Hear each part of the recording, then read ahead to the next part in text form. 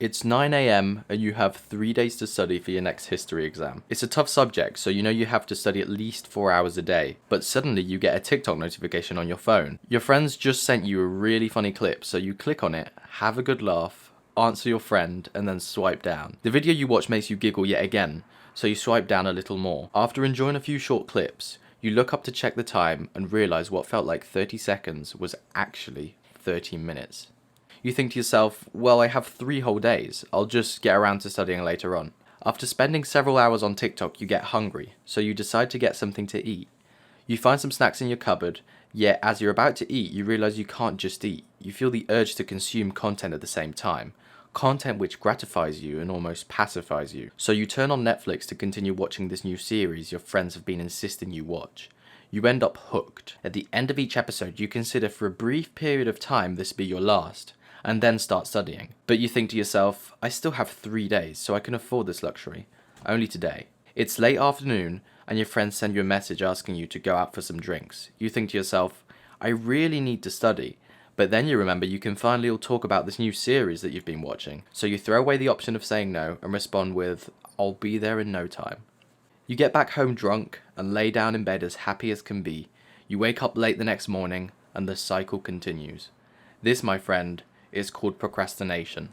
Procrastination is the act of delaying or putting off tasks until the last minute or past their deadline. It's associated with a variety of dangers and negative effects, including worse academic performance, worse financial status, increased interpersonal relationship issues, reduced well-being, and worse mental and physical health. But the main question is, why can't you stop? Procrastinating comes down to a matter of motivation and a lack of self-control. At the end of the day, what's more exciting, the exam you have to take in 3 days, or the really interesting docuseries on Netflix? We as humans strive to fulfill our cravings for entertainment and pleasure so much that it often interferes with our responsibilities. Some other reasons are because you set lofty expectations, a lack of vision, planning, and time management. Overwhelming ourselves by setting ridiculously high goals for what we want to achieve on any given day is like taking the high road to procrastination. You don't have a vision of how to achieve the goal, therefore you spend time trying to start but get distracted and accomplish nothing. Starting a YouTube channel, for example. Many people quit after their first 3 videos don't get any likes or subscribers. A solution is to break down the problem into smaller bite-sized goals, the build-up of multiple goals that then achieve the greater goal. The issue with this is you need to understand the overall goal and have a vision that you can see yourself achieving. Using the same YouTube example, if your goal is to get 1 million views, after failing 3 times it's much easier to procrastinate because you're most likely feeling that you're not doing it right or need more time. However, if your initial goal is to get 100 views, then 200, then 400, then 800, you slowly snowball your way to success and feel more accomplished because you didn't just end up achieving one goal, you achieved hundreds of them. Another reason for procrastination is only working well when you have external pressure from consequences bearing down on you. This is where fear of consequences motivates you, such as if you did not do your chores as a child, you would lose privileges for some time. I can actually relate to this one really well, because back when I was in high school, I could not wake up on time a single day. On the rare occasion I did, I felt like a zombie. However, when I had to work at a construction site at like 5 o'clock in the morning and woke up to a boss that would scream at the top of his lungs the second I did anything that wasn't to his standards, I found myself waking up earlier than I ever needed to be on time. If you believe the consequences to be so high, you literally trick your brain into not procrastinating as a survival instinct. You fear that by not accomplishing what is expected of you, that you'll face harder difficulties than if you simply put in the effort to accomplish your goal. You also must manage your time properly. Making a schedule or plan for yourself can be a crucial component to accomplishing your goals. If you dedicate 3 hours to working towards your goal, and then take a short break to go for a walk, read a book, or watch an episode of your favourite show, you can let yourself decompress and prepare to focus once more.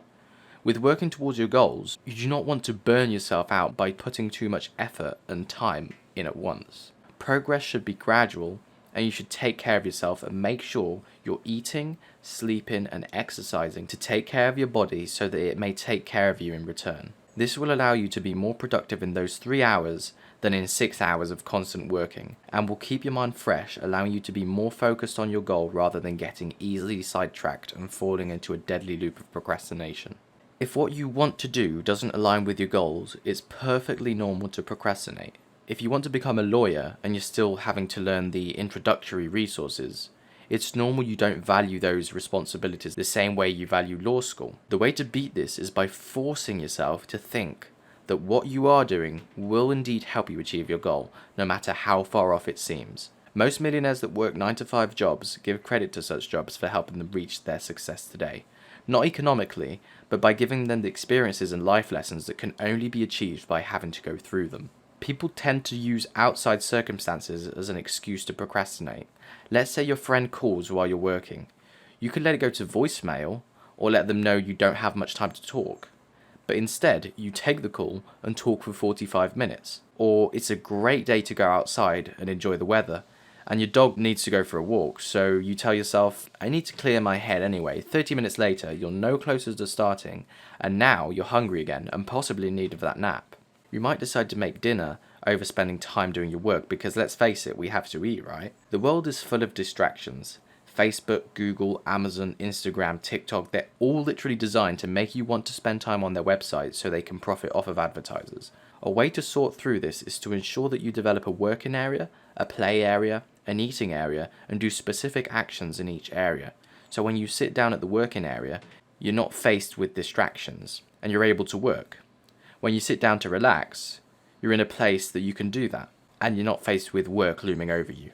Environment is very important. Taking 30 minutes to an hour once a week, or even frequently once a day, to write down what you must accomplish in a given set of time is a valuable skill. Utilizing a planner and calendar give you more awareness of how soon a day is actually arriving. There are many other reasons, but these are by far the most common and simple ones to fix. This being said, if you have made it this far, it's most likely you can relate to most of what I've said. So I'm also going to help you stop procrastinating. First of all, I want you to address what's triggering the procrastination. By this I mean, find certain traits such as lack of structure, ambiguity, even absence of personal meaning, and try to come up with a solution. If the problem is the task is boring, find a way to make it more fun. Second of all, if you can't seem to force yourself to not procrastinate, just ask a trusted friend or a family member to keep you on track. You'll only need it for the first few days, maybe weeks or even months. It's a matter of getting into a routine. Once it's become a habit, it's much easier to maintain. I used to go to the gym every day. Then I got really ill and I stopped going. Having laid in bed all that time, I just stopped going to the gym, permanently. I asked my girlfriend to literally force me to go, and in less than a week, I was hitting the gym by myself. Third, I want you to plan out your days and manage your time accordingly. Setting aside work time and time for fun or relaxation is very important.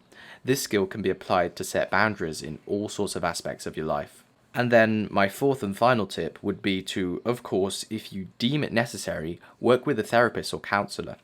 If you strongly believe it has nothing to do with laziness and think that there's a chance a mood issue or mental health concern could be contributing to chronic procrastination, working with a mental health professional could be a key step to overcoming procrastination. As a procrastinator myself, I can empathize with you and understand how hard it may seem, but I'm slowly fixing this problem, and all I can say is I regret not doing it sooner. I have so many hours a day by limiting my phone usage, cleaning up my workspace and forming the right habits that I just had to make this video. If you found any value whatsoever in my content, let me know in the comments. Also, if you are serious about making a change, check out my Discord group in the description. It's full of both young and not so young people looking to help each other. I'll see you all in the next video. Monkey out.